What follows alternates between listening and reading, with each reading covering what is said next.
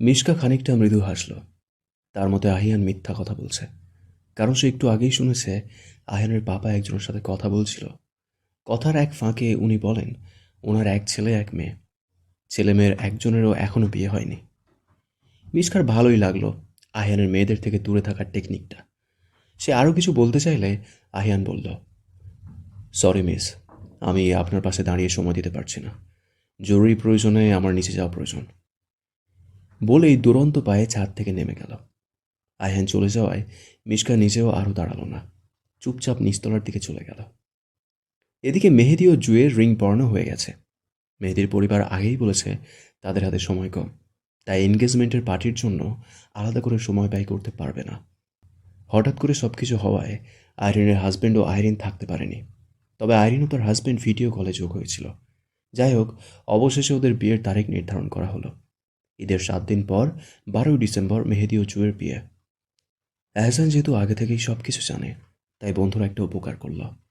হঠাৎ করে সকলের মাঝে বলে উঠল, আপনারা যদি কিছু মনে না করেন তো ছেলেমেয়ের আলাদাভাবে কথা বলার ব্যবস্থা করা যাবে?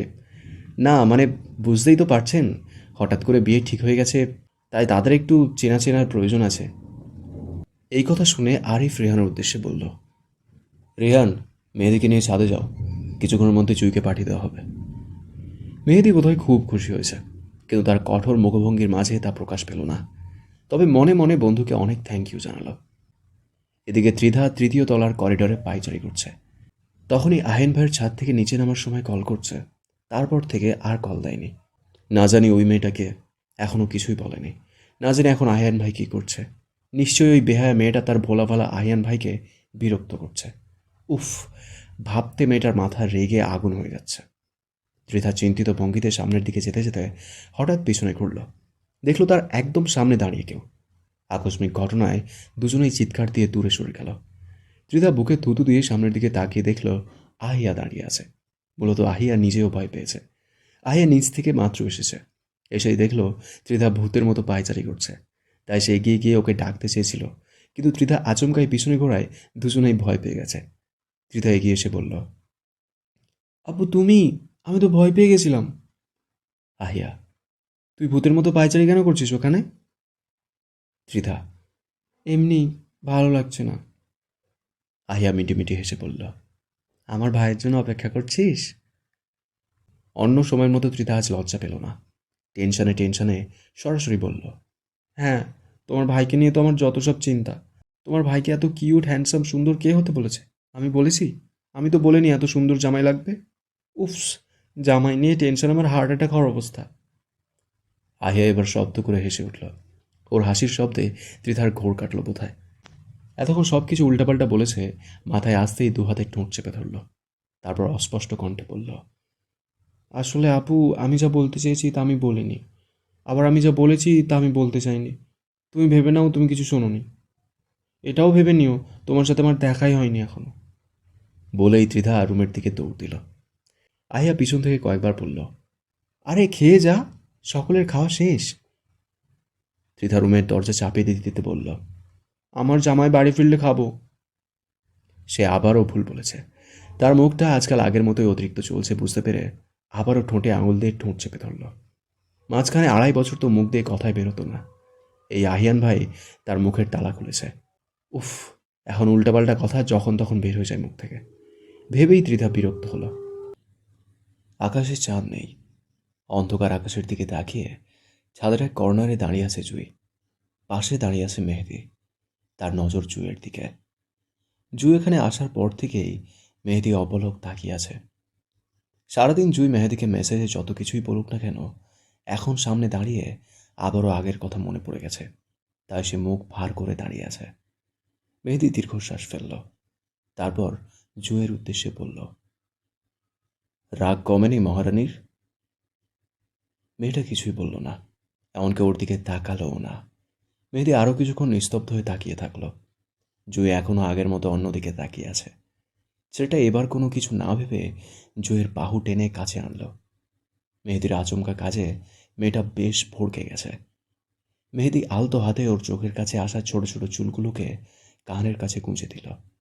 জুই নিচের দিকে তাকিয়ে আছে। ওর ভাবভঙ্গি বোঝা যাচ্ছে না।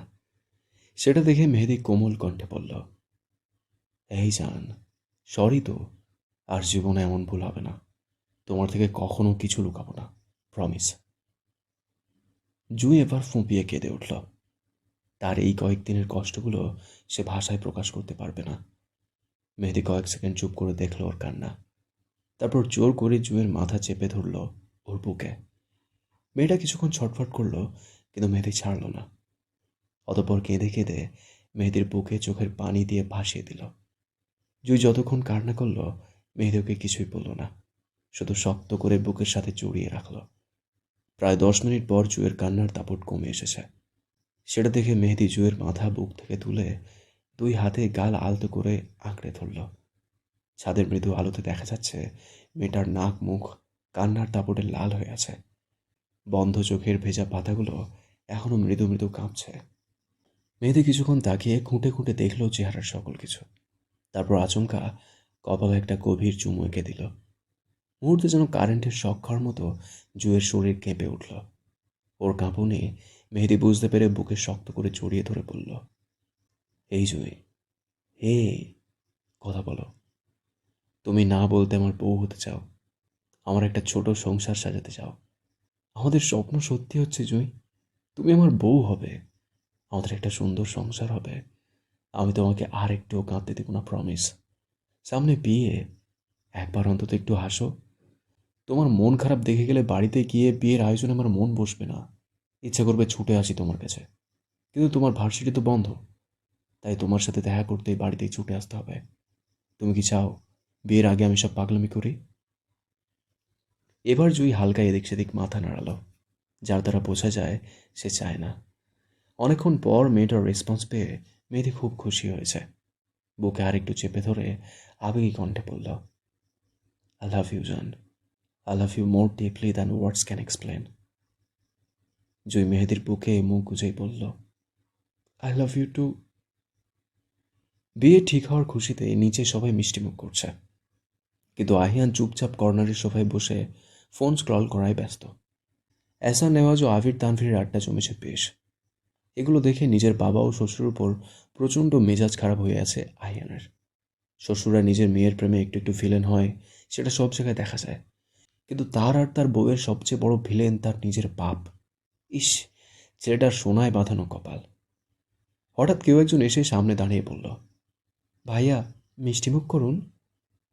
মেইলি কণ্ঠস্বর পেয়ে আহিয়ান মাথা তুলে তাকাল, দেখল সামনে মিশকা মিষ্টির ট্রে নিয়ে দাঁড়িয়ে।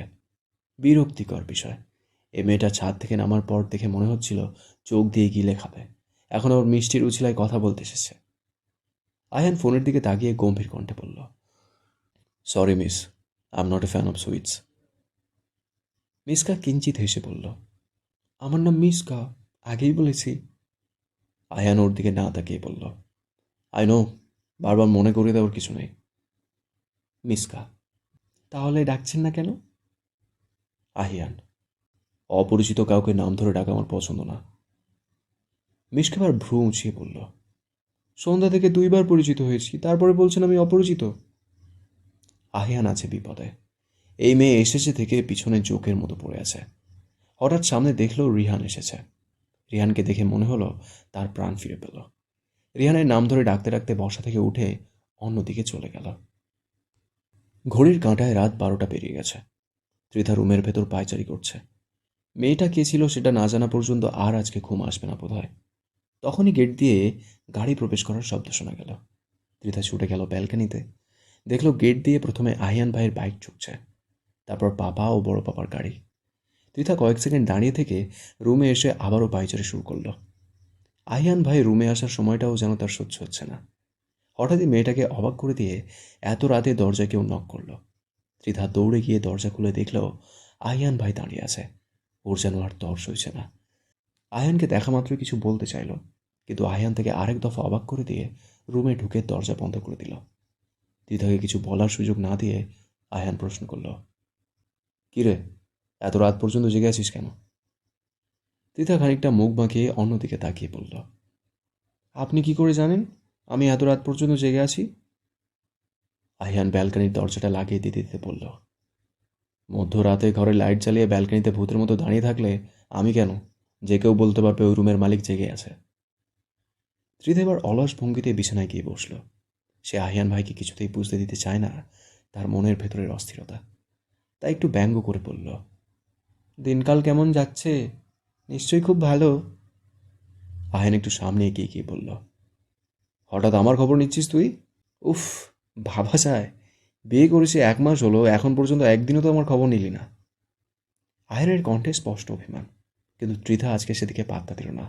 অকপটে বলে উঠল, মেয়েটা কে ছিল? আয়ান ঘড়িটা খুলে ত্রিধার ড্রেসিং টেবিলের উপর রাখতে রাখতে বলল, কোন মেয়েটা? ত্রিধা প্রচণ্ড রেগে যাচ্ছে, কিন্তু এই মুহূর্তে রাখতে চাচ্ছে না। তাই ঘন ঘন শ্বাস নিয়ে নিজেকেই নিজে বলল, কুল ত্রিধা, কুল। সুন্দর জামাইয়ের পেছনে প্যারা তো একটু সইতেই হবে। তারপর আয়নের উদ্দেশ্যে আবারও বলল, যে মেয়েটা ছাদে আপনার পাশে দাঁড়িয়ে কথা বলতে চেয়েছিল, সে কে ছিল? আচমকা আহিয়ান ত্রিধার কোলে মাথা রেখে শুয়ে বলল, চুলে হাত বুলিয়ে দে, মাথা ব্যথা করছে। মেয়েটা এখনও স্তব্ধ হয়ে বসে আছে। সেটা দেখে আহিয়ান ওর একটা হাত চুলে রেখে চোখ বন্ধ করল। ত্রিধা আলতো করে মাথায় হাত বুলিয়ে দিতে দিতে জিজ্ঞাসা করল, মেয়েটা কে ছিল? আহিয়ান চোখ বন্ধ করেই বলল, মেহেদির বোন। ত্রিধা, বুঝলাম, কিন্তু এই মেয়ে আপনার সাথে কি করছিল? আহিয়ান, তুই তো ফোনে সবই শুনেছিস, তাহলে প্রশ্ন করছিস কেন? ত্রিধা আর কিছু বলার পেল না, কারণ মেয়েটা কথা বলতে চাইলেও আহিয়ান ভাই কথা বলতে চায়নি। সে নিজের কানেই শুনেছে। তাছাড়া মেয়েটার কাছে আহিয়ান ভাই তার পরিচয় স্বামীর পরিচয় দিয়েছে, এতেই সে খুশি। তবুও কেন জানি উনি বাড়ি ফেরা না পর্যন্ত বুকের ভিতর অস্থিরতা কাজ করছিল। এই যে লোকটা ত্রিধার হাঁটুর উপর মাথা দিয়ে শুয়ে আছে, তার মনে হচ্ছে পৃথিবীর সমস্ত সুখ যেন এসে ধরা দিয়েছে। হঠাৎ আহিয়ান নড়ে চড়ে উঠে ত্রিধার কোমর ধরে পেটে মাথা গুঁজল। আহিয়ানের নিঃশ্বাস ত্রিধার পেট ছুঁয়ে সারা শরীরে যেন শিহরণ বইয়ে দিচ্ছে। আচমকা আহিয়ান বলল, ত্রিধা। ত্রিধা কাঁপা কণ্ঠে জবাব দিল, হুম। তুই কি আগে থেকে মেহেদিকে চিনতি? হ্যাঁ। কবে থেকে?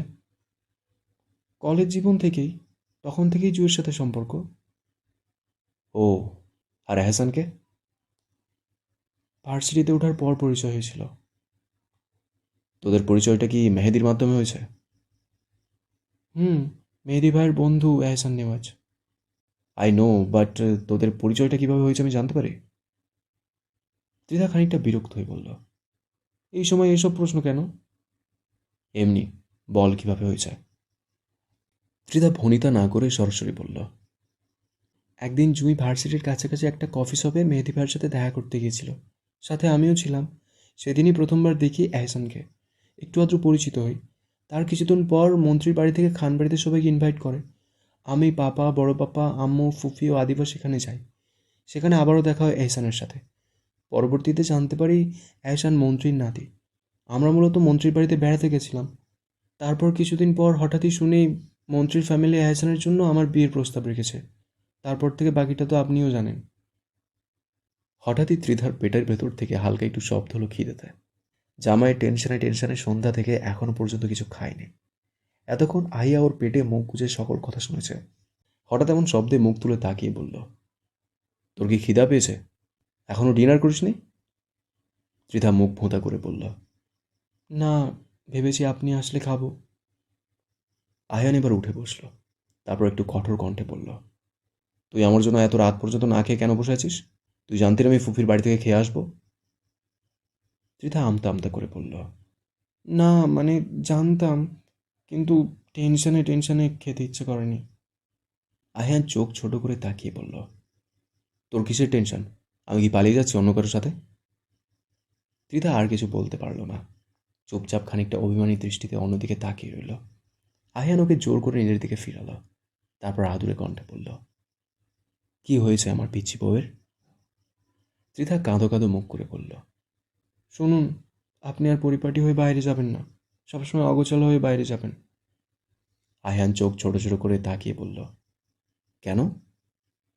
ত্রিধা নিচের দিকে তাকিয়ে হাতের তালুতে নখ ঘোরাতে ঘোরাতে বলল, আশেপাশে ভূত পেতনির অভাব নেই, তাদের নজর লাগবে।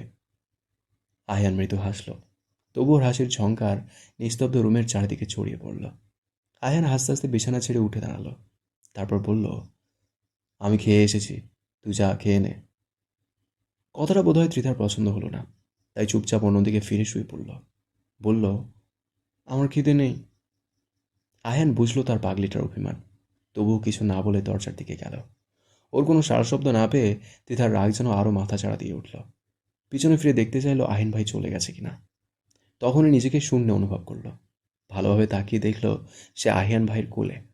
লোকটাকে পাজা কোলা তুলে খোলা দরজা দিয়ে ড্রয়িং রুমে যাওয়া শুরু করেছে। সিঁড়ি দিয়ে নামার সময় ত্রিধা ছটফটিয়ে হাত পা নাড়িয়ে বলছে, আমাকে নামিয়ে দিন, কেউ দেখে ফেলবে।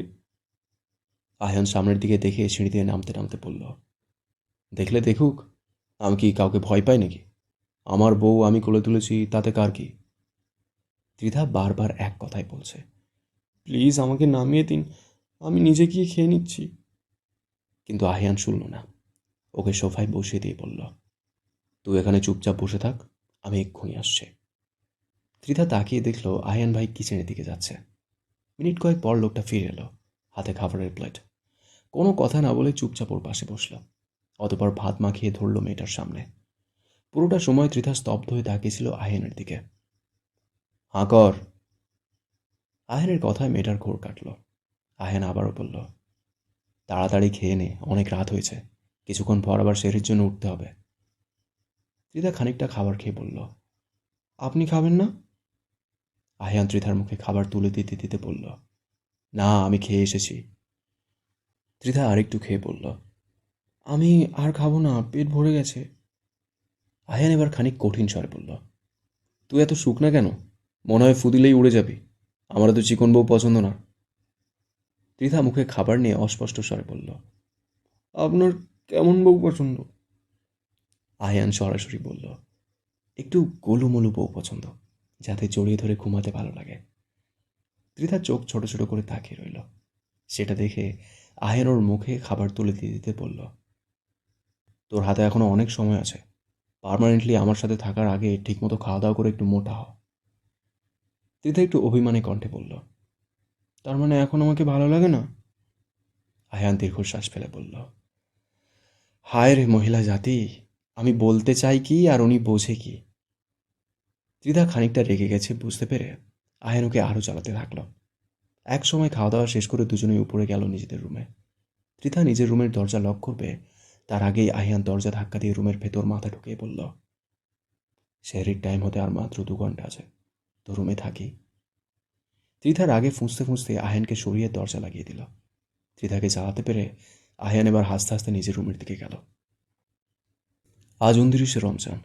এবছর 29টা রোজা হওয়ার সম্ভাবনা আছে, তাই সন্ধ্যা থেকে পুরো দেশের মানুষ অপেক্ষা করছে চাঁদ দেখার। ঈদকে ঘিরে খানবাড়িতেও প্রচুর ব্যস্ততা। পদ্ম গতকাল ছুটি নিয়ে বাবা মা সহ দেশের বাড়িতে পাড়ি জমিয়েছে, তাই পুরো সংসারের কাজের দায়িত্ব পড়েছে এখন 3 বউয়ের উপর। আহিয়ান এই বছর শেষ ইফতার পরিবারের সাথে করেনি। রিহান, মৃদুল, অলোক ও নির্জনের সাথে ইফতার পার্টি ছিল, তাই সে খানবাড়িতে নেই। আলী আহমেদ খান, মোজাম্মেল খান, ইকবাল খান বসে আছে টিভির সামনে, চাঁদ দেখার কমিটি থেকে চাঁদের খবর জানতে। একটু পর ওদের পাশে এসে বসলো আবির, তানভীর ও আদি। আদিবা সারা বাড়িতে ছোটাছুটি করছে। তখনই সকলের খুশি আরও 3 গুণ বেড়ে গেল। মসজিদের মাইকে ঘোষণা দিল, আগামীকালকে পবিত্র ঈদ উল ফিতরের চাঁদ দেখা গিয়েছে। ঈদ মোবারক, ঈদ মোবারক, ঈদ মোবারক। আদিবা খুশিতে এক চিল্লানি দিয়ে বলল, ইয়াহু, কালকে ঈদ। বলে তৃতীয় তলার দিকে যেতে যেতে চিৎকার দিয়ে স্লোগান দিল, 1 2 3 3:30, কালকে হলো ঈদের দিন। 1 2 3 3:30, কালকে হলো ঈদের দিন। আদিবা স্লোগান শুনে ড্রয়িং রুমে থাকা সকলেই হেসে দিল।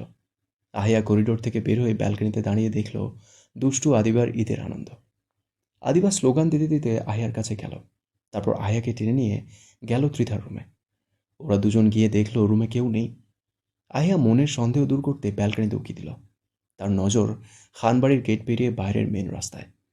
সেখানে একদল যুবক শিশু ঈদের আনন্দের স্লোগান নিয়ে রাস্তায় বের হয়েছে। মাঝে মাঝে ভেসে আসছে আতশবাজি ও পটকা ফাটানোর শব্দ। ত্রিধার সাথে যোগ হলো আহিয়া ও আদিবা। আদিবা আহিয়াকে ডেকে বলল, আব্বু, আমাকে কোলে নাও, আমি দেখতে পাচ্ছি না। আহিয়া সঙ্গে সঙ্গে ওকে কোলে নিয়ে দাঁড়ালো। 3 বোন একসাথে কিছুক্ষণ রাস্তা দিয়ে যাওয়া মিছিল দেখল। তারপর মেহেদির কৌটা হাতে নিয়ে 3জন ড্রয়িং রুমে বসল। মেঘ বারবার বলল, আগে রাতের খাবার খেয়ে নে, তারপর মেহেদি লাগা। কিন্তু মেয়েরা তো মানতে নারাজ। কিছুক্ষণ আগে ইফতার করার কারণে এই মুহূর্তে তাদের খিদে পাচ্ছে না। আয়ার হাত মেহেদি লাগানোর জন্য বরাবরই দক্ষ। ত্রিধা ও আদিবা আজকে আহের কাছে মেহেদি লাগাবে। মেঘ যদিও বলেছিল ওদের পার্লারে নিয়ে যাবে মেহেদি লাগাতে, কিন্তু ত্রিধা বলল সে আহের কাছ থেকেই লাগাতে চায়, তাই আর পার্লারে যাওয়া হয়নি। 3 বোন এসেছে মেহেদি লাগাতে। আহিয়া প্রথমে ত্রিধার হাত ধরল মেহেদি লাগানোর জন্য। সেটা দেখে আদিবা কোনো কথা ছাড়াই চিৎকার করে কেঁদে উঠল। আকস্মিক কাজে ত্রিধা ও আহিয়া দুজনেই হকচকিয়ে উঠল। কেউ কিছু বুঝে ওঠার আগেই আদিবা ফ্লোরে পা পিছিয়ে কান্না করতে শুরু করলো। আদি এগিয়ে আসলো মেয়েকে কোলে নিতে। সেটা থেকে আদিবা আরেকটু আহ্লাদে শুয়ে পড়ল। আহিয়া ও ত্রিধা এখনও থতমত খেয়ে তাকিয়ে আছে। কী থেকে কী হলো তারা কিছু বুঝতে পারছে না। কিচেন থেকে রায় এগিয়ে এসে মেয়েকে কোলে নিতে চাইল, কিন্তু মেয়েটার কোনো কথাই শুনছে না। অবশেষে রায় বলল, তুমি উঠে বসো মা, তোমার আপু আগে তোমার হাতে মেহেদি লাগাবে, ত্রিধা আপুর হাতে পরে লাগাবে। মুহূর্তে আদিবা উঠে বসল। হাতের উল্টা পৃষ্ঠা দিয়ে চোখের পানি মুছে খিলখিলিয়ে হেসে উঠল। ত্রিধার চোখ তো কোটর থেকে বের হয়ে আসার অবস্থা। আহিয়া এখনও থতমত খেয়ে তাকিয়ে আছে আদিবার দিকে। মূলত তারা এখনও কিছুই বুঝতে পারেনি তার কান্নার কারণ। রায় মেয়েকে কোলে নিয়ে বসলো আহিয়ার সামনে। তারপর মেয়ের ছোট হাত ধরে রেখে আহিয়াকে বলল মেহেদি লাগিয়ে দিতে। আহিয়া সুন্দর ডিজাইন করে দিল আদিবার 2 হাত ভরে। আদিবা তো মহাখুশি। ঘুরে ঘুরে নিজের হাতের মেহেদি দেখাচ্ছে পুরো বাড়ির সবাইকে। আদিবা চলে যেতে থাকে মেহেদি লাগিয়ে। আহিয়া নিজের মাম্মামকে নিয়ে এলো পিছন থেকে। মেয়ে হাতের কাজ ফেলে এই মুহূর্তে মেহেদি লাগাতে আসতে চায়নি, কিন্তু মেয়ে জোর করে নিয়ে এসে মেহেদি লাগাতে বসিয়েছে। আহিয়ার ইশারায় ত্রিধা কিচেন থেকে বন্যা ও রায়কেও ধরে নিয়ে আসলো। আহিয়া এক এক করে 3 জনকে মেহেদি লাগিয়ে নিজের হাতেও মেহেদি পড়ল। দেখতে দেখতে রাত 10টা বেজে গেল, কিন্তু 3 বউ ও মেয়েরা হাতে মেহেদি লাগিয়ে বসে আছে। এদিকে বাড়ির পুরুষদের ডিনারের সময় হয়ে গেছে। মেয়ে বউদের হাতে মেহেদি দেখে তারা কিছু বলতে পারছে না। মালিয়া খান সেটা লক্ষ্য করে হালিমা খান ও আকলিমা খানকে নিয়ে কিচেনে গেল। ওনাদেরকে যেতে দেখে বন্যা, রায় ও মেঘও যেতে চাইল, কিন্তু মালিয়া খান ওদের ধমক দিয়ে বসিয়ে রাখলো সেখানেই। অতঃপর বাড়ির 3 কর্ত্রী আগের মতো স্বামী সন্তানদের খাবার পরিবেশন করে খাওয়ালেন। সকলের খাওয়া শেষে মালিয়া খান একটা খাবারের থালা নিয়ে এসে বসলেন বউ ও নাতিদের কাছে। তারপর একে একে উনি ওদের সকলকেও নিজের হাতে খাইয়ে দিলেন। শহরের ব্যস্ততা পেরিয়ে রিহানের শান্তিময় চিলেকোঠার ঘরে আড্ডা দিচ্ছে আহিয়ান, রিহান, মৃদুল, অলোক ও নির্জন। সে সন্ধ্যা থেকেই তারা সেখানে আড্ডায় বসে আছে। সেখানে একসাথে পঞ্চপাণ্ডব ইফতারের পর আড্ডা বসিয়েছে। আড্ডা দিতে দিতে তারা একসময় ঠিক করলো তারা ট্রুথ অ্যান্ড ডেয়ার খেলবে। এটা মূলত মৃদুলের বুদ্ধি ছিল। শুরুতেই বোতল যতবার আয়নের দিকে ঘুরেছে সে ততবার ট্রুথ নিয়েছে, কারণ তার বিশ্বাস লাইফে এমন কিছুই নেই যে তার বন্ধুরা জানে না। সকলের দিকে একবার দুইবার বোতল ঘুরলেও মৃদুলের দিকেই প্রথমবার বোতল ঘুরল। সেটা দেখে সকল বন্ধুরা একসাথে হাততালি দিল। মৃদুলের দিকে বোতল ঘুরতেই রিহান বলল সে প্রশ্ন করতে চায়। প্রশ্নের কথা শুনে মৃদুল ভয় বলল, আমি ডেয়ার নেব। রিহান এবার শয়তানি হাসল। সে জানে রিহান যেটা বলবে মৃদুল তার উল্টোটা নেবে, আর তাই হলো। রিহান দাঁত বের করে হেসে বলল, কি ডেয়ার দেই তোকে বন্ধু? মৃদুল শীতে কাঁপা নাটক করে বলল, এই শীতে গোসল করতে বলিস না প্লিজ বন্ধু। রিহান শয়তানি হাসি হেসে বলল, ছি বন্ধু, আমাকে ছোট লোক ভাবার কারণে তুই সবচেয়ে বড় ছোট লোক। তুই ভাবলে কি করে এসব ছোট লোকই চিন্তাভাবনা আমি করব? মৃদুল বাদে সকলেই মিটিমিটি হাসছে। মৃদুল কিছুক্ষণ তীক্ষ্ণ দৃষ্টিতে তাকিয়ে থেকে বলল, কি করবি সরাসরি বল। রিহান এবার হাসতে হাসতে বলল, বেশি কিছু না, শুধু তোকে একটা রং নাম্বার দিব, সেই নাম্বারে কল দিয়ে মানুষটাকে পটাতে হবে। মৃদুল এবার কপাল কুঁচকে বলল, যদি সেটা ছেলে বা বয়স্ক বুড়ো হয়? এটা শুনে দীর্ঘক্ষণ পর আয়ান মুখ খুলল, যদি এটা কোনো ছেলে হয় তাহলে তাকে পটিয়ে তার বোনের নাম্বার নিবি। যদি কোনো বয়স্ক বুড়ো হয় তাহলে তাকে পটিয়ে তার নাতনির নাম্বার নিবি। আর যদি মধ্যবয়স্ক কেউ হয় তাহলে তার মেয়ের নাম্বার নিবি। কিভাবে পটাবি আমি জানি না। মৃদুল মুখের ভঙ্গি চিন্তিত করে বলল, আমি এসব পারবো না দোস্ত, দয়া করে অন্য কিছু করতে বল। আমি এসব ছেলে বুড়োকে পটিয়ে ফোন নাম্বার নিতে পারবো না, প্লিজ অন্য কিছুতে।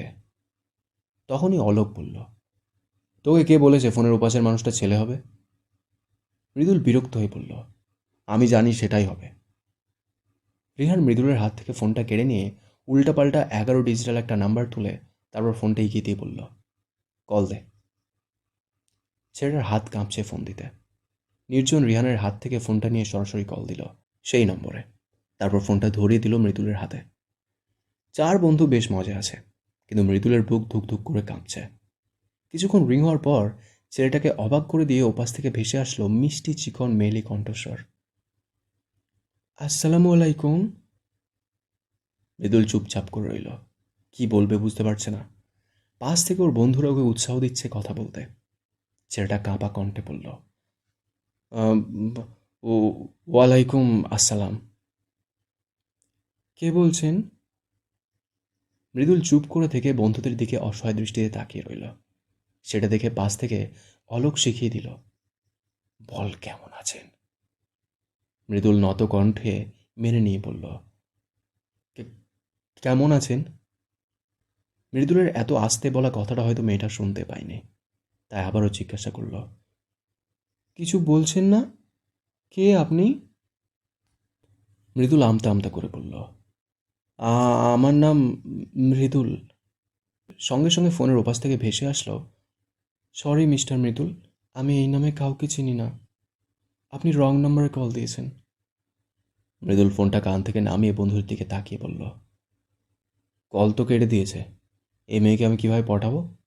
তাছাড়া কণ্ঠ শুনেই মনে হচ্ছে এই মেয়ে বোম্বাই মরিচ, বেশি ঝাল। ওর কথা শুনে বন্ধুরা সবাই হেসে দিল। অলোক আরেকবার উৎসাহ দিল, আরেকবার কল দিয়ে দেখ এবার পটে কিনা। অলোকের কথায় বাকি তিনজনে সহমত প্রকাশ করল। মৃদুল আবার কল দিয়ে ফোন লাউড স্পিকারে দিল। এবার মেয়েটা কল রিসিভ করে সালাম দিল না, সরাসরি বলল, অসভ্য বেয়াদব লোক, মেয়ে মানুষ দেখলে কথা বলতে ইচ্ছে করে, লুচ্চা বদমাস, আর একবার যদি কল দিস তোর নামে আমি ইপটিজিংয়ের মামলা করব, মাইন্ড ইট। বলেই মেয়েটা ফোন কেটে দিল। মৃদুলের তো কাঁদো কাঁদো অবস্থা। বন্ধুরা হাসতে হাসতে একজন আরেকজনের উপর ঢলে পড়ছে। রিয়ান হাসতে হাসতে মৃদুলের উদ্দেশ্যে বলল, তুই তোর টাস্ক কমপ্লিট করতে পারিসনি, তাহলে এখন শাস্তিস্বরূপ কি নিবি? মুহূর্তে মৃদুল সামনে রাখা গ্লাসের করলার রস ধকধক করে খেয়ে জোরে চিৎকার দিয়ে বলল, ইস, এই করলা এত তিতা কেন? ওর অবস্থা দেখে সবাই আরেক দফা হাসল। মূলত ওদের খেলার নিয়ম ছিল যে টাস্ক কমপ্লিট করতে পারবে না সে করলার রস খাবে, তাই শর্ত মতো মৃদুলও খেয়েছে। তখনই আহানের ফোনে মেসেজ টিউন বেজে উঠল। পকেট থেকে ফোন বের করে দেখল ত্রিধার মেহেদি রাঙা হাতের ফটো। ছবিটাতে একটা লাভ রিক দিল, দিয়েই মৃদু হেসে ফোন পকেটে রেখে দিল। পাশ থেকে ওর বন্ধুরা বলে উঠল, কিরে বন্ধু, ভাবি টেক্সট দিচ্ছে নাকি? যা যা, তাড়াতাড়ি বাড়ি যা, নতুন বিয়ে করছিস, বউকে একটু সময় দে। এবার আহিন একটা দীর্ঘশ্বাস ফেলে বলল, এখন আমার কাছে অফুরন্ত সময়, কিন্তু বউকে কাছে পাই না। যখন তাকে পার্মানেন্টলি পাবো তখন তাকে সময় দেওয়ার মতো সময় থাকবে না। ওর আফসোস শুনে নির্জন বলে উঠল, আহারে আমাদের নতুন জামাই, বিয়ের 1 মাস হয়ে গেল এখনো বাসর করতে পারেনি। ওদের এসব কথা শুনে রিহান দুই হাতে মুখ ঢেকে লজ্জা পাওয়ার ভান ধরে পড়ল, আরে তোরা থাম, আমার লজ্জা লাগে। যতই যাই হোক, আয়ান ভাই আমার সম্বন্ধী লাগে, বড় ভাইয়ের বাসরের কথা আমার সামনে আলোচনা করিস না। আহিয়ান রিহানের এক হাত মুচড়ে পিছনে ধরে বলল, আগে আমার ভিলেন বাপটারে সামলা, তারপর আমারে সম্মতি বানাতে আসিস। রিহান আহানের হাত থেকে ছোটার জন্য অভিনয় করে জোরে চিৎকার দিল। তখনই আহান ওর হাত ছেড়ে দিল। রিহান ওর হাত ঝাড়তে ঝাড়তে বলল, ছোট বোনের জামাইকে নির্যাতন করছিস? ছি ছি, কি অধঃপতন। বিয়ের পর তোদের সাথে আমার আর আমার বউয়ের সকল সম্পর্ক ক্যান্সেল। আহিয়ান ওর পিঠে আরেকটা ঘুষি মেরে বলল, এখনো বোনকে তোর কাছে বিয়ে দিলাম না আর তুই বলছিস আমার বোনের সাথে আমাদের সকল সম্পর্ক ক্যান্সেল? হারাম জাদা, আমার বোনের জন্য আমি অন্য কোথাও ছেলে দেখব। রিহান তাড়াহুড়ো করে আতঙ্কিত কণ্ঠে বলল, আরে না না বড় ভাই, আপনাদের সাথে সম্পর্ক নষ্ট করব, পাগলা কুত্তা আমারে কামড় দিছে। বিয়ের পর আমি প্রতিদিন নিয়ে যাব আপনাদের বাড়িতে আপনাদের সাথে ওকে দেখা করাতে। মৃদুল হেসে বলল, প্রতিদিন কেন দেখা করাতে নিয়ে যাবি? আহিয়াবুকে 15 দিন বাপের বাড়িতে রাখবি আর 15 দিন তোর কাছে রাখবি, বুঝলি? রিহান তড়িৎ কণ্ঠে বলল, মাথা খারাপ? আমার 3 বছরের সাধনার বউ, আমি তাকে এক রাতও বাপের বাড়িতে থাকতে দেবো না। আমার আহিয়া পাখি সবসময় আমার কাছেই থাকবে। আহিয়ান এবার খুব খুব করে কেসে জানান দিল তার উপস্থিতি। রিহান আহিয়ানের দিকে তাকিয়ে বলল, সরি দোস্ত। মৃদুল আরও কিছু বলতে চাইছিল, কিন্তু তার আগে আহিয়ান ওকে থামিয়ে দিয়ে বলল, তোরা কি ভুলে গেছিস যাকে নিয়ে এত আলোচনা সে আমার বোন হয়? এবার সবাই চুপ হয়ে গেল। ঠিক তখনই শোনা গেল রিহানের ফোনের মেসেজ টিউন। সেটা ফোন তুলে দেখল আহিয়ার মেহেদি দেওয়ার হাতের ছবি পাঠিয়েছে, তার সাথে ছোট্ট একটা মেসেজ লিখেছে, কেমন হয়েছে? রিহান 2টা লাভ রেক দিয়ে বলল, অনেক সুন্দর হয়েছে জান। রাত 11টা বেজেছে। শীতের রাতে রাত 11টায় গভীর রাতের সমতুল্য। খাবার বেড়ে মাম্মাম জেগে বসে থাকবে, তাই আহিয়ান আগে ফোন দিয়ে জানিয়েছে সে রিহানের বাড়িতে খাওয়া দাওয়া করে ফিরবে। তাছাড়া ত্রিধাকেও টেক্সট করে জানিয়ে দিয়েছে খেয়ে নিতে। খানবাড়ির সকলেই যার যার রুমে। ত্রিধার রুমের দরজা ভেতর থেকে লক করা দেখে ওকে ফোন দিল। মেয়েটা ঘুম ঘুম চোখে ফোন রিসিভ করে বলল, কত রাত হয়ে গেছে, আপনি এখনো বাড়িতে ফেরেননি কেন? ত্রিধার মন পাকা গিন্নির মতো কথা শুনে আয়ন একটু অবাক হয়েছিল প্রথমে, তারপর ধীর কণ্ঠে বলল, দরজা খোলো। কথাটা কানে আসা মাত্রই মেয়েটার ঘুম ছুটে গেল। কোনো মতে ওড়না গলায় পেঁচিয়ে এসে দরজা খুলে দাঁড়ালো। আহিয়ান দাঁড়িয়ে আছে, তার পরনে এখনও বাইরের পোশাক, তার মানে লোকটা এখনও নিচের রুমে যায়নি। আয়ান ত্রিধাকে কিছু বলতে না দিয়ে রুমে প্রবেশ করে দরজাটা চাপিয়ে দিল। ত্রিধা এখনও গলায় ওড়না ঝুলিয়ে কোমরে হাত দিয়ে থমকে দাঁড়িয়ে আছে। আয়ান ড্রেসিং টেবিলের ওপর হাত ঘড়িটা খুলে রাখতে রাখতে বলল, এমনভাবে তাকিয়েছিস কেন? জীবনে দেখিসনি? ত্রিধা এগিয়ে গিয়ে আহিনের সামনে দাঁড়ালো, আমতা আমতা করে বলল, না মানে আপনি এখানে? আয়ান ওকে একটু টেনে কাছে নিয়ে কোমর জড়িয়ে ধরে কাঁধে থুতনি রাখল। সামনের আয়নায় তাকাতে দেখল মেয়েটার লাজুকলতার মতো নুয়ে গেছে। ওর মসৃণ কাঁধে ছোট্ট একটা চুমু দিয়ে বলল, আমার রুমে গিয়ে কাভার থেকে টি শার্ট ও ট্রাউজার নিয়ে আসবে। আর হ্যাঁ, রুমের দরজাটা বাইরে থেকে লক করতে ভুলবি না। ত্রিধাবার চোখ তুলে তাকালো। তার কেন জানি অস্থির অনুভূতি হচ্ছে আয়ান ভাইয়ের ছোঁয়ায়। এই অনুভূতিগুলো আজকাল প্রায় হয়, যা তার জন্য সম্পূর্ণ নতুন এক অনুভূতি। ত্রিধার চিকন ঠোঁটচোড়া নাড়িয়ে মৃদু কণ্ঠে বলল, কিন্তু এখানে কেন? নিজের রুমে গিয়ে ফ্রেশ হয়ে চেঞ্জ করে নিন। আয়ান ত্রিধার গলায় ঝুলানো ওড়নাটা নিজের গলায় ঝুলালো, তারপর ওয়াশরুমের দিকে যেতে যেতে বলল, যেটা বলছি সেটা কর। বলে আহিয়ান ওয়াশরুমের দরজার লক করে দিল। ত্রিধা এখনো হতবিহ্বল দৃষ্টিতে তাকিয়েছে সেই দিকে। অতপর ধীর পায়ে এগিয়ে গেল আহিয়ানের রুমের দিকে। অতপর কাভার থেকে নিজের পছন্দমতো টি শার্ট ট্রাউজার নিয়ে রুমের দরজা লক করে চলে আসলো নিজের রুমে। এসে যা দেখল তার চক্ষু কোটর থেকে বের হয়ে যাওয়ার অবস্থা। ত্রিধা ঝটপট নিজের রুমের দরজা ভেতর থেকে লক করে দিল। লজ্জায় তার মরি মরি অবস্থা। আয়ান ভাই এই শীতের মধ্যে শাওয়ার নিয়েছে মনে হয়। ত্রিধার ব্যবহৃত তোয়ালে কোমরে পেঁচানো, খালি শরীরে গলায় একটা ওড়না ঝোলানো। সেটা দিয়ে মানুষটা নিজের চুল মুছতে ব্যস্ত। ফর্সা শরীরে পানির দানাগুলো মুক্ত বিন্দুর মতো জলজল করছে। ত্রিধার চোখে যেন নিঃস্বাদ হয়ে যাওয়ার মতো অবস্থা। তখনই আয়ান বলে উঠল, তুই চাইলে সামনে দাঁড়িয়ে দেখতে পারিস, আমি কিছু মনে করব না। ত্রিধার লজ্জাও 3 গুণ বেড়ে গেল। এই লোক একটা সুযোগও মিস করে না তাকে লজ্জা দেওয়ার। মেয়েটা নত মস্তকে গুটি গুটি পায়ে এগিয়ে দাঁড়ালো আয়ানের সামনে। তারপর নিচের দিকে চোখ রেখে হাত বাড়িয়ে জামা কাপড়গুলো দিতে চাইল, কিন্তু আহিয়ান ওর বাহু টেনে কাছে আনল, শক্ত করে কোমর চেপে ধরে নিজের সাথে মিশিয়ে নিল। ত্রিধার শরীর থরথর করে কাঁপছে। ইতিমধ্যে আয়ানের জন্য আনা জামা কাপড়গুলো নিচে পড়ে গেছে। ছেলেটা কিছুক্ষণ অপলক দৃষ্টিতে তাকিয়ে রইল তার লজ্জাপতি লজ্জা মাখা চেহারায়। তারপর আবেদনের সুরে বলল, বহু, আজকে রাতটা থাকি তোর কাছে। বিশ্বাস কর, একটুও জ্বালাতন করবো না তোকে। প্রিয় পুরুষের এমন আবেদনকে ফেলা যায়, কিন্তু ত্রিধা জানে না কেমন করে রুম শেয়ার করবে একটা পুরুষের সাথে। তাছাড়া তো তার ঘুমানোর স্টাইল মোটেও ভালো না। আয়ানকে ওকে জ্বালাতে হবে না, দেখা যাবে ও নিজেই আয়ানের উপর উঠে ঘুমিয়ে আছে। ভাবতেই ত্রিধার কান্না পাচ্ছে। অনেক আগেই আয়ান ওকে বাহুবন্ধন থেকে ছেড়ে তোয়ালে পরিবর্তন করে ট্রাউজার ও টি শার্ট পরেছে, কিন্তু সেদিকে ত্রিধার খেয়াল নেই। ত্রিধা আয়ানের দিকে না তাকিয়ে বলল, সেটা পরে দেখা যাবে, আগে চেঞ্জ করে নিন প্লিজ প্লিজ প্লিজ। আয়ান মিটিমিটি দুষ্টু হেসে বলল, ভাবছি তোয়ালে পড়ে আজকে তোর সাথে ঘুমাবো, তুই কি বলিস? ত্রিধা কানের মধ্যে আঙুল চেপে ধরে রেখে চোখ খিঁচে বন্ধ করে বলল, এগুলো কেমন অসভ্য কথা। আয়ান এগিয়ে এসে মেয়েটার কান থেকে হাত সরালো। ত্রিধা চোখ মেলে দেখল আয়ান টি শার্ট ট্রাউজার পরেছে। এটা দেখে মেয়েটা স্বস্তির নিঃশ্বাস ফেলল। ওর অবস্থা দেখে আয়ানের না চাইতেও বড্ড হাসি পাচ্ছে। আয়ান চুপচাপ বিছানার হেডবোর্ডে হেলান দিয়ে বসল। কিছুক্ষণ ফোন স্ক্রল করার পর দেখল ত্রিধা এখনও গুটিসুটি মেরে দাঁড়িয়ে আছে। আয়ান চোখ ছোট ছোট করে তাকিয়ে বলল, ঠান্ডার মধ্যে মেঝেতে এমনভাবে দাঁড়িয়ে আছিস কেন? ঘুমাবি না? মেয়েটা চোখ তুলে তাকালো, দেখলো আয়ান ভাই বিছানার এক কর্নারে বসে আছে, আর পুরো বিছানাটাই ফাঁকা। এবার গুটি গুটি পায়ে এগিয়ে গিয়ে বিছানায় বসল। তারপর কিছু একটা মনে হতে বিছানা থেকে নামতে চাইল।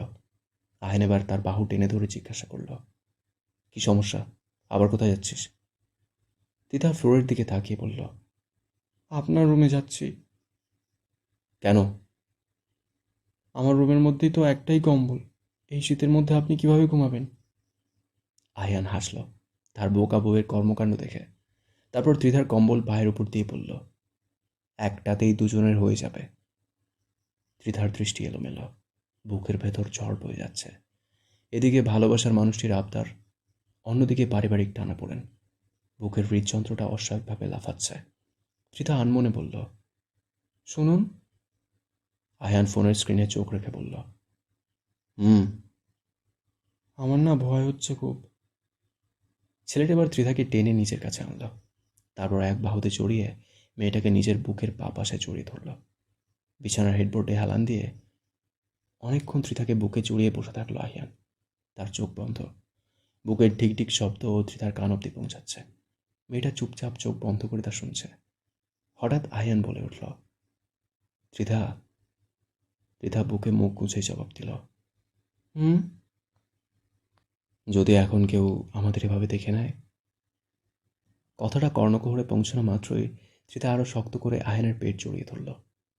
আয়ান ওর চুলে দুটি চুমু দিয়ে বলল, ভয় পাচ্ছিস? হুম। কেন? জানি না। সবার সামনে আমাকে স্বীকার করতে পারবি না? ত্রিধা কিছুক্ষণ শ্বাস আটকে চুপ করে থাকলো। তারপর বলল, পারবো। আপনি পারবেন না? আহিয়ান মৃদু হাসল। তার ঠোঁটে মনে হয় এটা জয়ের হাসি। তারপর জবাবে বলল, বউ, তুই আমার, আমার অর্ধাঙ্গিনী। তুই ছাড়া আমি অসম্পূর্ণ। নিজের সত্তাকে কি নিজে অস্বীকার করতে পারবো? ত্রিধা এবার ডুকরে কেঁদে উঠল। আহানের বুকে নিজের মাথাটা শক্ত করে চেপে ধরে বলল, তবুও আমার ভয় হয়। পরিবার কি মানবে আমাদের? আহান ত্রিধাকে আরেকটু কাছে টেনে নিজের সাথে মিশিয়ে নিল। তারপর নিষ্প্রভ কণ্ঠে বলল, যদি না মানে ছেড়ে যাবি আমায়। তারপর পরিবারের কথা শুনে এহসানকে বিয়ে করবি। ত্রিধা এই পর্যায়ে আহানের মুখ এক হাতে চেপে ধরল। হিচকি তুলে কাঁদতে কাঁদতে বলল, আর কখনো এই কথা মুখে আনবেন না। আমার জীবনে আপনি আমার প্রথম পুরুষ। আপনি আমার শেষ পুরুষ। জীবনে যত কঠিন সময় আসুক না কেন, আমি কখনো আপনাকে ছেড়ে যাব না। আয়ান আবারও হাসল। ওদের মতো ভালোবেসে বিয়ে করা আয়ানদের জয় কোথায় এতে? পরিবারের সকলের বিরুদ্ধে গিয়ে ত্রিধারা আয়ানদের চায়।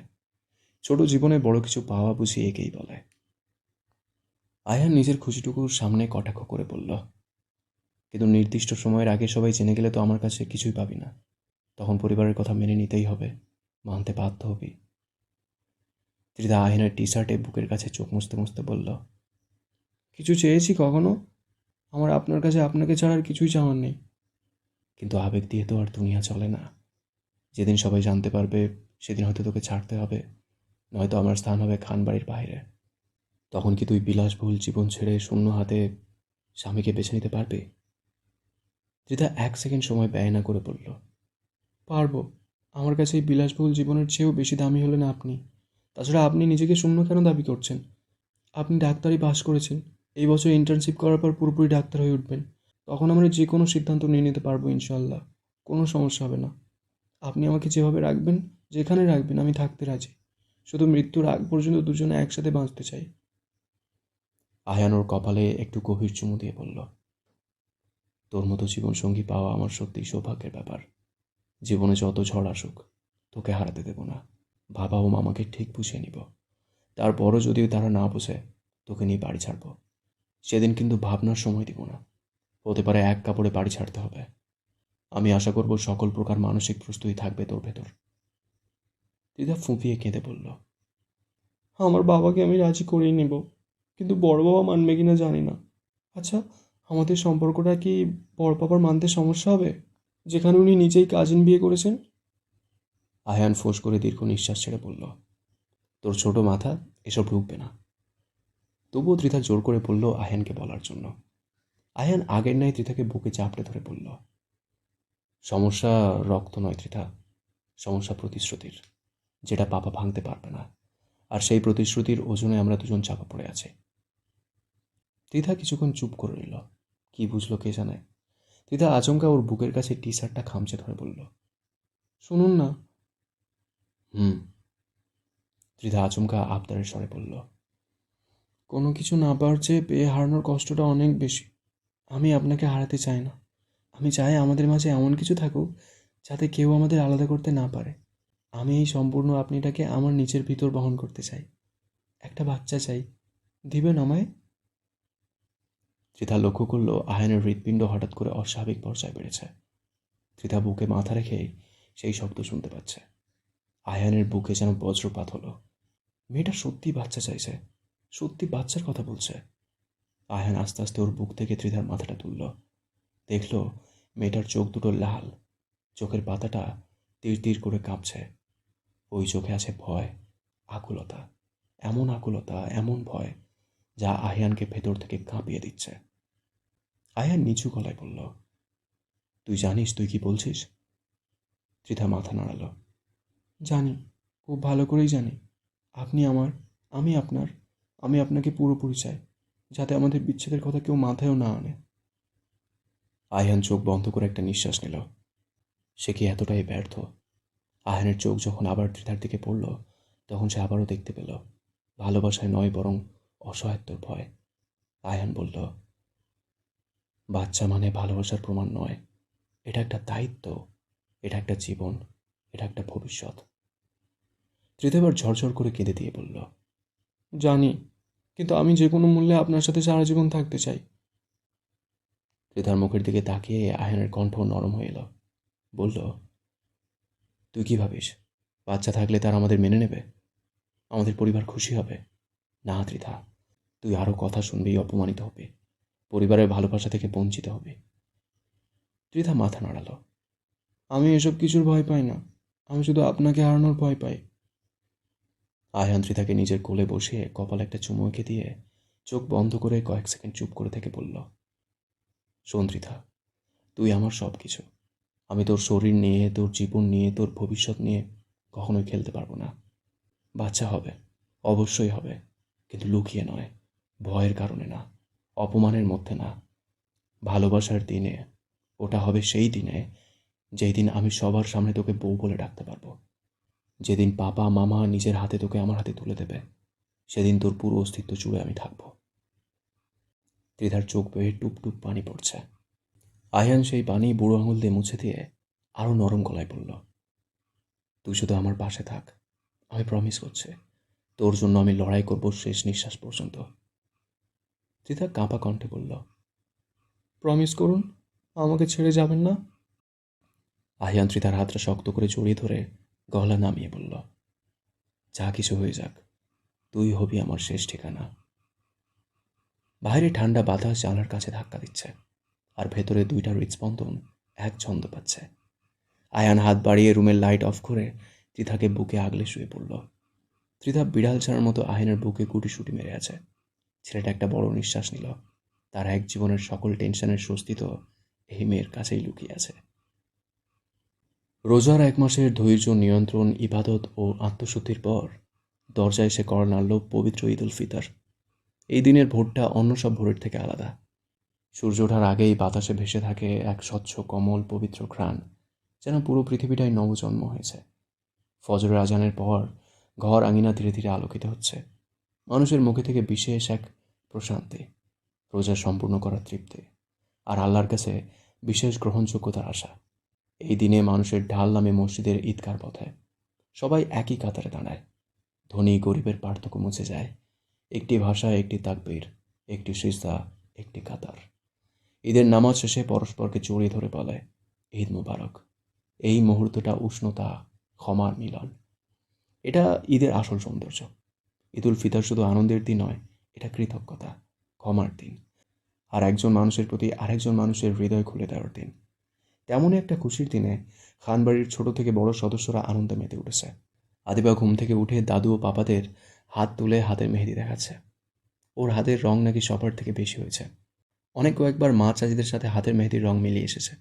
ওর কচি মেহেদির আগা হাতে সবাই একটা করে চুমু দিয়েছে। এখন সকাল 7টা বাজে। আদিবা খুব তাড়াহুড়ো দেখাচ্ছে সে কৌশল করে নতুন জামা পরবে। প্রায় কিচেনে ব্যস্ত, তাই মেয়েকে বলছে সবুর করতে, একটু পরেই গোসল করে দেবে। কিন্তু আদিবা মানতে নারাজ। আপুদের আগেই নতুন জামা পরতে চায়। অবশেষে আদি ওকে নিয়ে গোসলে ঢুকলো।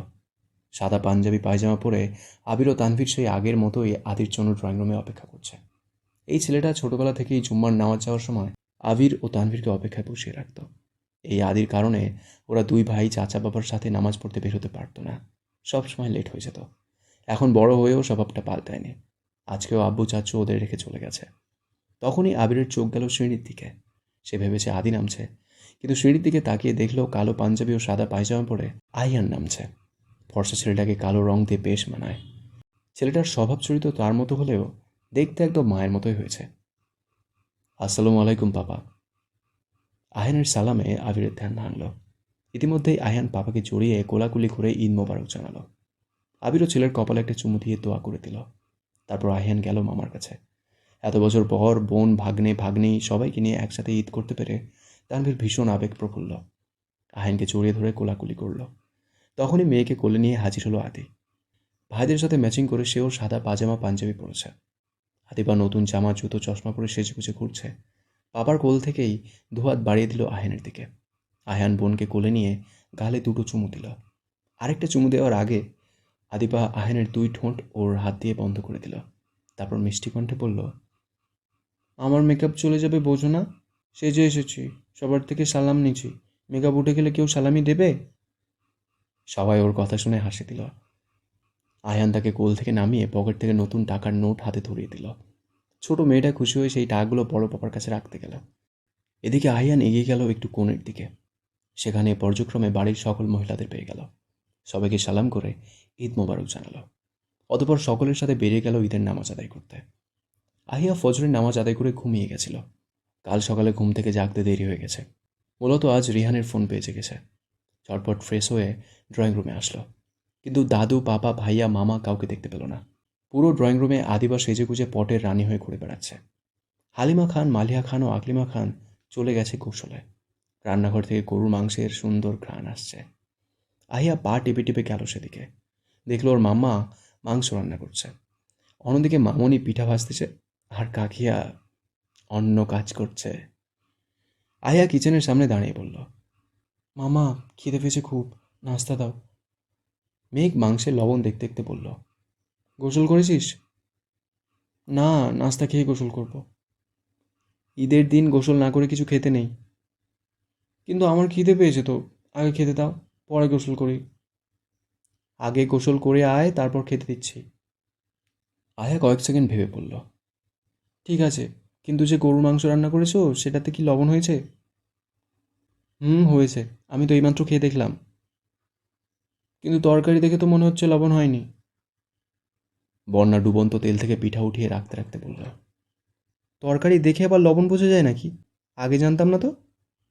আয়া ভিতরে প্রবেশ করে বলল, হ্যাঁ মামনি, যায়। বিশ্বাস না হলে আমাকে একটা বাটিতে মাংস তুলে দাও, আমি খেয়ে দেখছি হয়েছে কিনা। রায় হাতের কাজ রেখে আয়ার কান টেনে বলল, সরাসরি বলতে পারো না মাংস দিতে? সোজা কথাটা এভাবে বাঁকিয়ে বলার কি আছে? আয়া মৃদু আর্তনাদ করে বলল।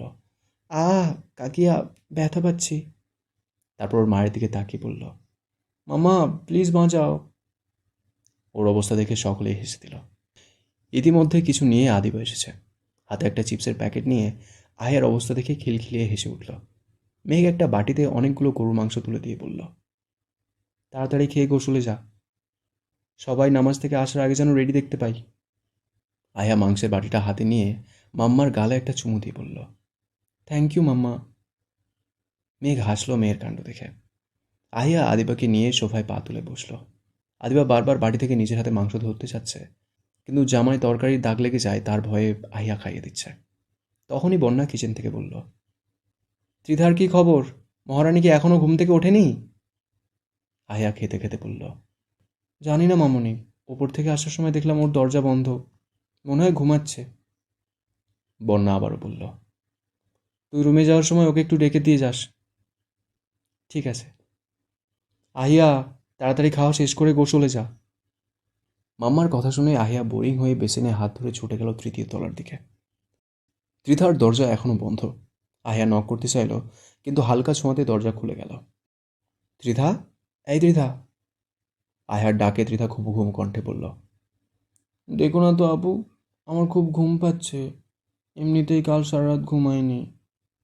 কথাটা বলার সাথে সাথে কী মনে পড়লো কে জানে, মেয়েটা লাফিয়ে উঠে বসে হন্য হয়ে কাউকে খুঁজছে। দেখলো সে এতক্ষণ কোল বালিশ জড়িয়ে ঘুমাচ্ছিল। তারপর কয়েক সেকেন্ড স্তব্ধ হয়ে বসে থেকে স্বস্তির নিঃশ্বাস নিল। এদিকে ওর সব উল্টোপাল্টা কর্মকাণ্ড আহিয়া তীক্ষ্ণ দৃষ্টিতে দেখছে। আহিয়া চোখ ছোট ছোট করে বলল, কিরে, কাকে খুঁজছিস? তোর সাথে কি আর অন্য কেউ থাকার কথা, নাকি স্বপ্নে আমার ভাইকে জড়িয়ে ধরে ঘুমাচ্ছিলি? ত্রিধার সঙ্গে সঙ্গে মাথা দুই পাশে নাড়িয়ে বলল, না আপু, কাউকে খুঁজছি না। তখনই আহিয়ার চোখ গেল ত্রিধার পায়ে। মুহূর্তে মেয়েটা উত্তেজিত কণ্ঠে বলল, ওয়াও ত্রিধা, পায়ে এত সুন্দর করে মেহেদি কে লাগিয়ে দিল তোকে? আয়ার চিৎকারে ত্রিধা থতমত খেয়ে পায়ের দিকে তাকালো। এখন সে নিজেও হতবাক। তার যতদূর মনে পড়ছে, রাতে সে পায়ে মেহেদি লাগায়নি। তাহলে কে এত সুন্দর করে মেহেদি লাগিয়ে আবার শুকনোর পর উঠিয়ে দিয়েছে? আহিয়ান ভাই? ভাবতেই যেন ত্রিধার সব চিন্তাভাবনা গুলিয়ে যাচ্ছে। আহিয়া এবার ত্রিধাকে চেপে ধরল জবাব দিতে। আত্মবিশ্বাসের কণ্ঠে বলে উঠল ত্রিধা, সত্যি আপু, আমি নিজেও জানি না কে লাগিয়েছে। আহিয়া কয়েক সেকেন্ড ভাবুক ভঙ্গিতে চুপ করে থাকলো। রাতে ভাইয়া এসেছিল দেখা করতে? সত্যি করে বলবি? ত্রিধা আমতা আমতা করে বলল, না মানে, হ্যাঁ। আহিয়া এবার ফিক করে হেসে দিয়ে বলল, আমি প্রথমেই ভেবেছিলাম ভাইয়াই দিয়েছে, কারণ ভাইয়ার হাত আমার হাতের থেকেও দুর্দান্ত ভালো। ত্রিধা খানিকটা লজ্জা পেল মনে হয়। আহিয়ার কাছ থেকে পালানোর জন্য ওয়াশরুমের দিকে যেতে চাইল, কিন্তু আশ্চর্যের বিষয়, খাট থেকে পা নামাতেই একটা ঝনঝন শব্দ করে উঠল। ত্রিধা শব্দের উৎস খুঁজতে উঠে দাঁড়ালো। আহিয়া সেটা দেখে প্রশ্ন ছুড়ল, এভাবে কি খুঁজছিস? ত্রিধা খোঁজাখুঁজির ভাব নিয়ে বলল, আপু, ঘরে আরও কেউ আছে? দেখো না কেমন নুপুরে ঝনঝন শব্দ হচ্ছে। আহিয়া প্রথমে অবাক হলো, তারপর হাসতে হাসতে বিছানায় গা এলিয়ে দিয়ে শুয়ে পড়ল। সেটা দেখে ত্রিধা নিচে অবাক। আহিয়ার দিকে প্রশ্নবোধক দৃষ্টিতে তাকিয়ে বলল, সকাল সকাল পাগল হয়েছো নাকি? বাড়িতে এমন রোমিও জুলিয়েট থাকলে পাগল হওয়াটা অস্বাভাবিক কিছু নয়। ত্রিধা এখনও কিছু বুঝতে পারেনি। অতঃপর আহিয়ার নজর বরাবর তাকালো নিজের পায়ের দিকে। দেখল তার মেহেদি রাঙানো পায়ে সুন্দর রূপালী নুপুর, যা হাঁটার ছন্দে ছন্দে তাল তুলছে। কেমন লাগলো কমেন্ট করে জানিও। তোমাদের একটা কমেন্ট আমাকে প্রচুর মোটিভেট করে। পরবর্তী পর্বগুলো খুব শীঘ্রই চলে আসবে এই চ্যানেলেই, তাই চ্যানেলটাকে সাবস্ক্রাইব করে রেখো। দেখা হচ্ছে খুব তাড়াতাড়ি।